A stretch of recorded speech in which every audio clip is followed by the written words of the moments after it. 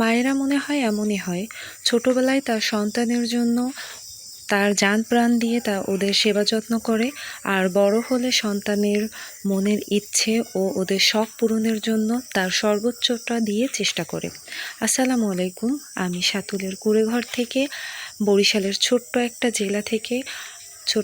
জেলা থেকে আপনাদের সাথে নতুন আরও একটা ব্লগ ভিডিও নিয়ে আমি আবারও চলে আসলাম। তো এই যে আমি আর কি পিঠা বানাচ্ছিলাম, কারণ আমার ছেলেটাকে এই পিঠাগুলো দিয়ে দেব। তো ভালো মানুষদের জন্য যদি কোনো জিনিস আপনি বানানো কোনো সময়, তাহলে দেখবেন সেই জিনিসগুলোও ভালো হয়। তো ভাবছিলাম যে আমার ছেলেটাকেও দিয়ে দেব। তো আর ওদের যে মাদ্রাসায় আর কি ওস্তাদ জি আছে ওদের, তারপরে আর কি ম্যাডামেরা আছে, তাদের জন্য ভাবলাম যে দিয়ে দেব। আরও যে ওর সাথে পড়াশোনা করে যে বাচ্চারা আছে, তাদেরকেও ভাবলাম যে দিয়ে দিই, কারণ বাচ্চারা খেলে খুশিও হবে। তো ভাবলাম যে এজন্য আর কি পিঠা বানিয়ে দিই। নিজেদের হাতের গুড়ি আছে, নারিকেল আছে, সবই তো আছে, এজন্য আর কি পিঠা বানালাম। আর কি দুপুরবেলা পিঠা বানিয়ে নিচ্ছিলাম, ওকে দেবো দেখে। ও তো বিকালবেলা চলে যাবে, এর জন্য। দেখেন পিঠাগুলো কত সুন্দর ফুলেছে। আমি আর কি প্রথমেই গোলাটা গুলে তারপরে ফ্রিজে রেখে দিয়েছিলাম, তারপরে আর কি গরম পানি দিয়ে আমি গোলাটা গুলে নিলাম এখন।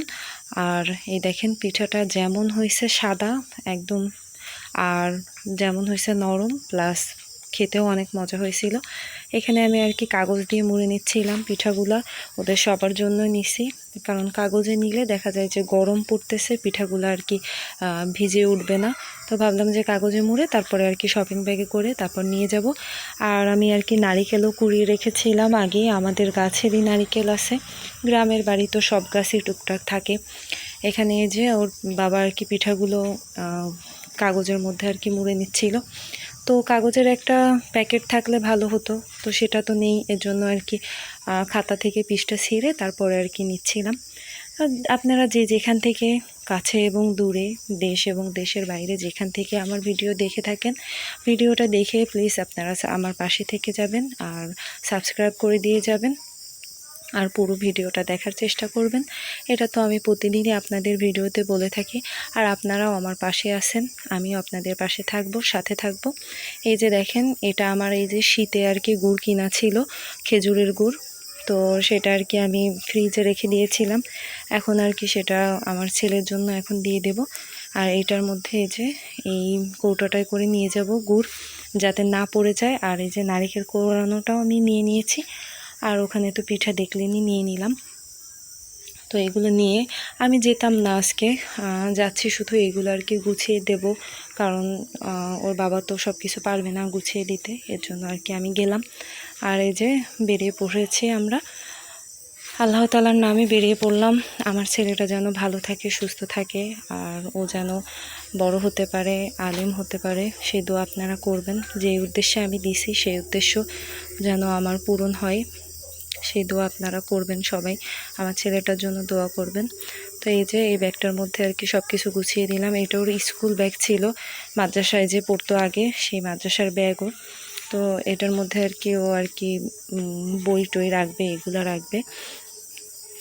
ওদের যখন ওয়ার্ড্রোবটা আর কি নতুন মাদ্রাসা, তো ওয়ার্ড্রোবটা বানানো হয়ে গেলে তখন আর কি ওয়ার্ড্রোবের মধ্যেই ও আর কি সব রাখতে পারবে। আর এদিকে এই যে পাটের শাক উঠছিল, তো আমার শাশুড়ি আর কি আগাই দিতে আসছিল, এর জন্য আর কি তার কাছে আমরা শাক দিয়ে দিলাম।